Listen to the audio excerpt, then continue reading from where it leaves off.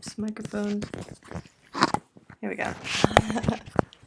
Alright, so I'm going to try and do this real quick because I was having some issues with this camera earlier, but now it's looking super awesome. We've got this iron black colorway going on, which is actually really rad looking. Not only like science, but rad science. Actually, can that be a new thing? Like rad scientist? So this is the GroupGets PureThermal 1 infrared thermal camera module, and it's super exciting for me because it's Throwback Thursday. This is the module 1. They have since come out with the 2 and 3, and we can look at those on the internet.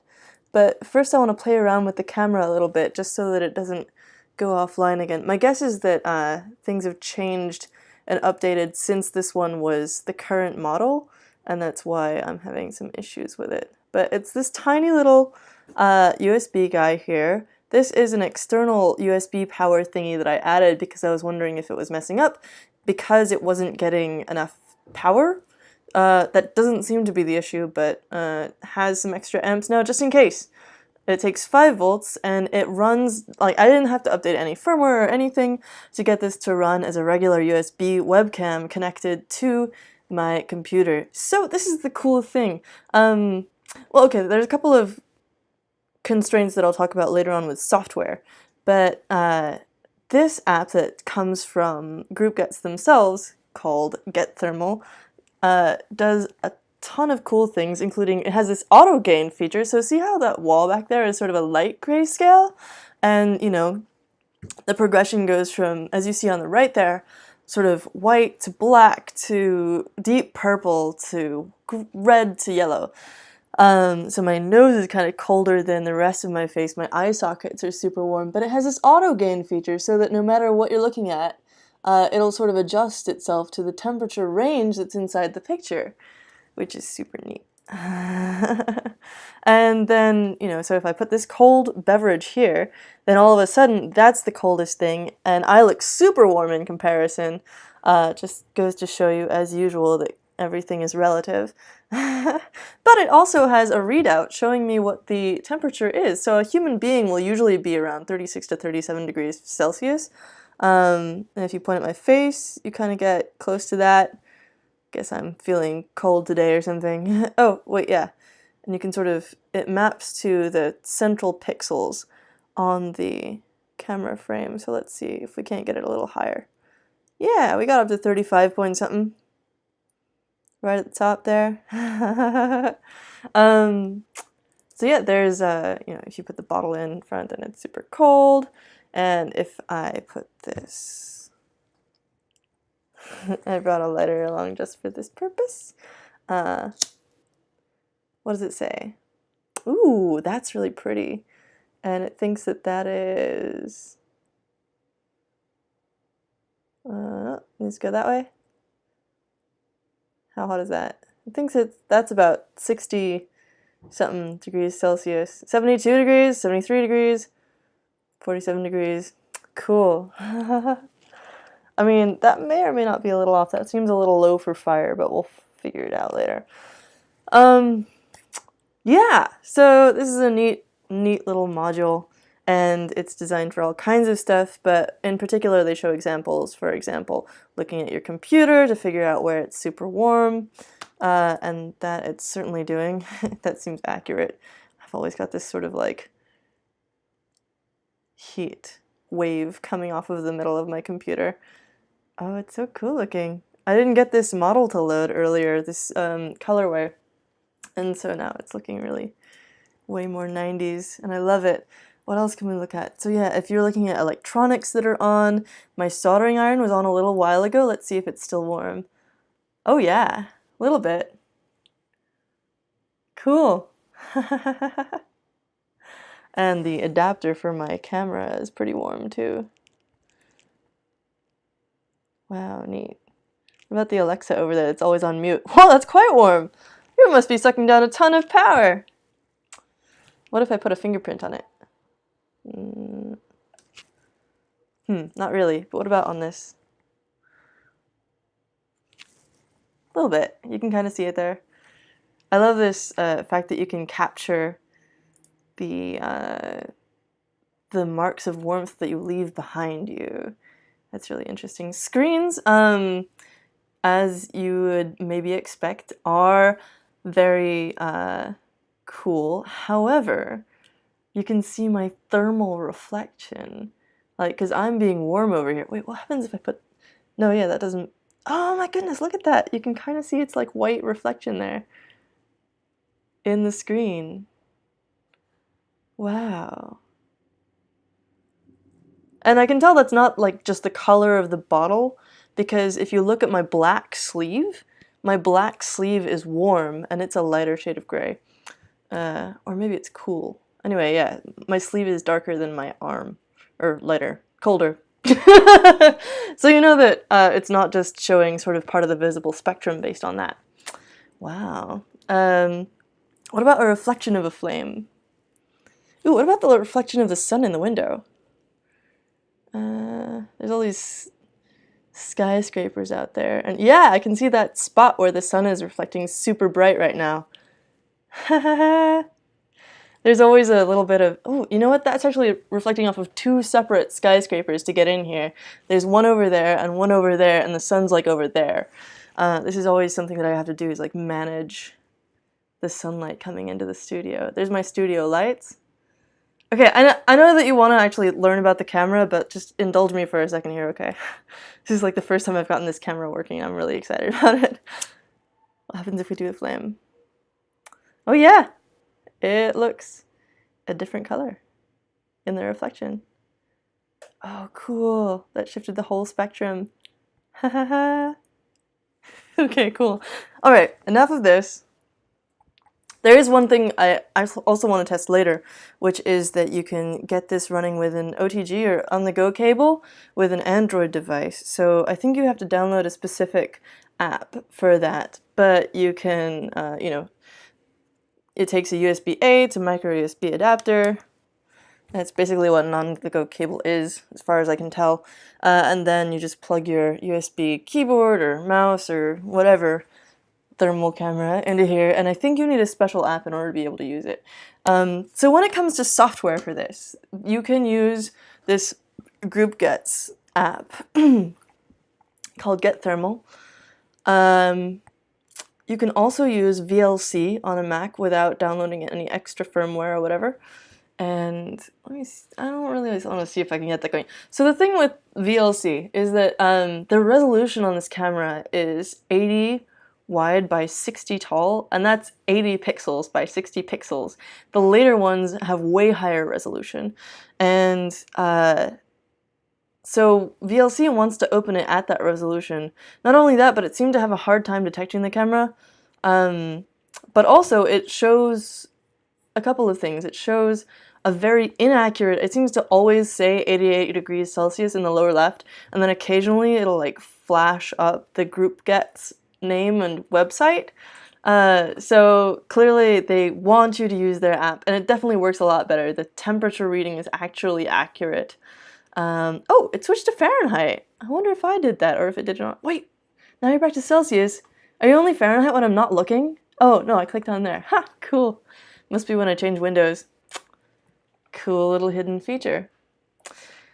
Yeah, so this won't work out of the box with OBS, which is my streaming software. In fact, it seems to have janked up my personal video here a little bit, as you can see. This is my computer webcam there. And you can see that it's put this black bar in since I was fiddling around with VLC and whatever.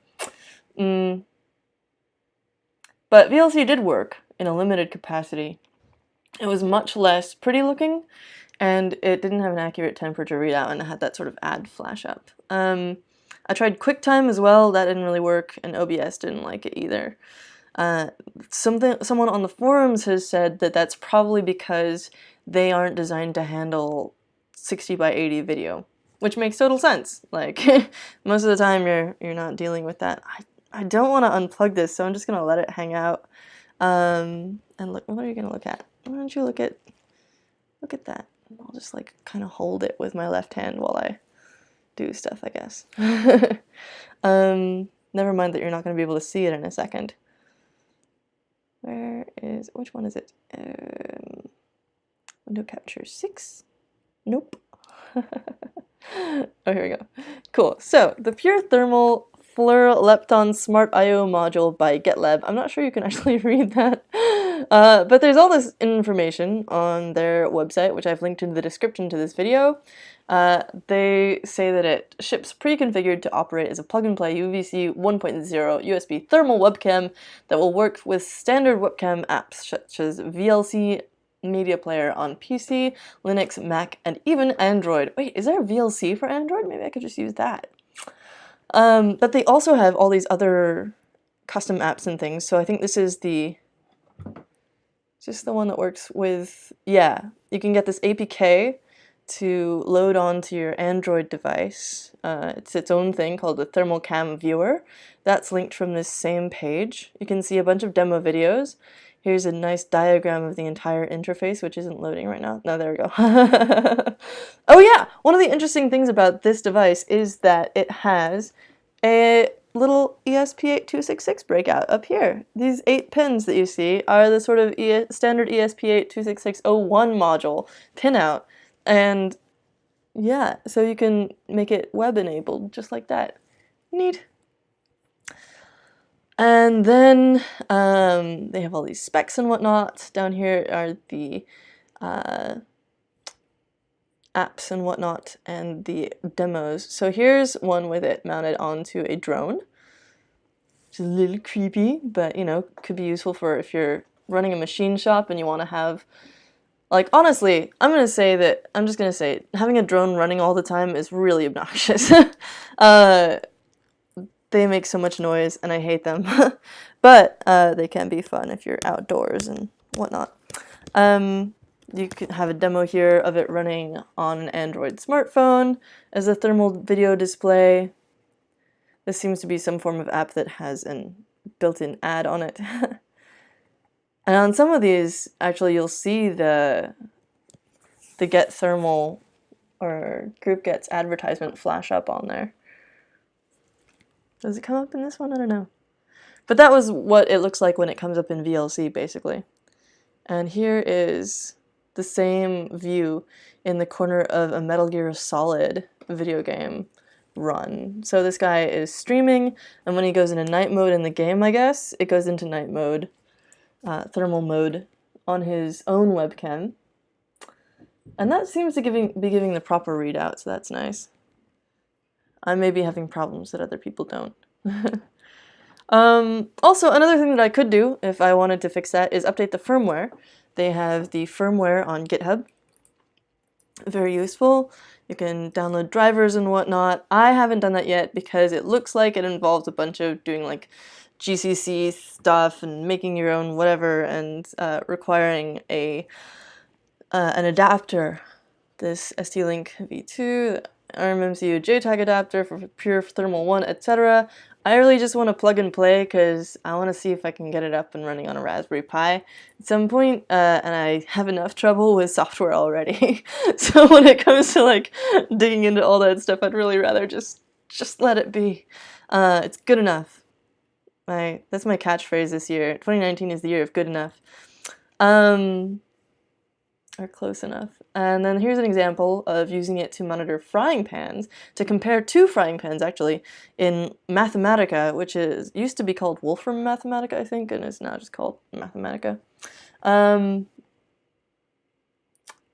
you can see them sort of processing the images, but early on I think is the really interesting part where they show these pans heating up under the thermal camera and the distribution of heat around them, because what you're seeing there is like the gas flame underneath the pan, but you're not seeing the flame directly, you're seeing the spots that it's heating up on the metal of the pan, which is cool.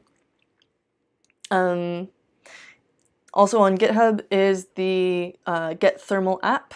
If you just go to the Releases tab, you'll be able to find a DMG for Mac and an app image for Linux as well.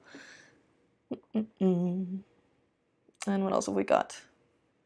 Oh yeah, there's another set of capture examples, UVC captured examples. So there's more recent versions of this as well, and you can use, I think, the same board with more recent versions of the cameras. So this 2 version was used in one of my favorite phones that I've never bought, which is the Cat S60, which is apparently now discontinued because it leads to a 404. But you can find the S61. And this is a, oh no, here we are. Oh no, that's just glass for it. Yeah, so you can buy these smartphones from Cat, or Caterpillar, the creator of all those, big excavation machines and whatnot. They're designed to be super rugged and super tough, and some of them have a built-in thermal camera, which apparently was using a Lepton 2 camera in the phone, so that if you were on a job site or whatever, you could see if the insulation was working, or where it needed to be insulated on a house, or where things were running hot or whatever, just in your phone, besides which it was practically indestructible.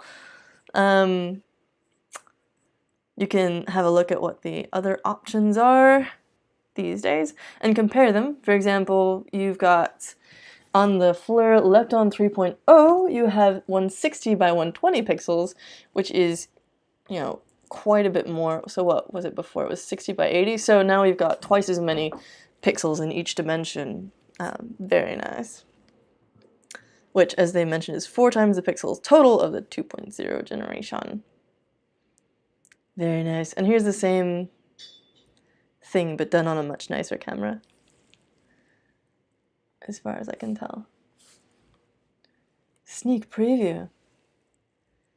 Anyway, I'm not going to wait for that to load because I'm feeling impatient. Oh, there it is. Isn't that pretty? I know I'm supposed to talk about the specs and stuff, but I just think this is a really gorgeous spectrum for thermal. Look at that. Everyone looks rad. You look like you're at a rave and your skin is glowing. So that is the GroupGets PureThermal 1, which has been superseded by other versions now, I believe. Although it could just be the camera that has changed, about which I need to do more research. And I will post an update in the description. I just got really excited about getting it to work again. And so I will post an update once I figure out a couple more of these specs. But you can also check it out on the website, as I have posted in the description already. Let's see if there's any questions. Oh, or things to like point it at. Rad scientist. Hackster.io 1. That's true, the fire made me show a point. JPK Simonson says, geez, I need that to prove my ex's heart is ice cold. That seems like an excellent use for this. And, I think there's this phrase that I heard a while ago that's been echoing around in my head lately, and I forget who said it, but it goes, the best way to complain is to make something. And that definitely applies in this case. Like, if you want to complain about your ex, what better way to make a thermal Anyway, you go for it. Some devices have palm authenticating features that sense blood veins. That is incredible. So that seems a lot harder to fake than, for example, someone's fingerprints. But that's fascinating. Thank you, Yanni. Thanks all for joining. Hope you enjoyed this. Have a great rest of your Throwback Thursday, and we will see you tomorrow. Ciao.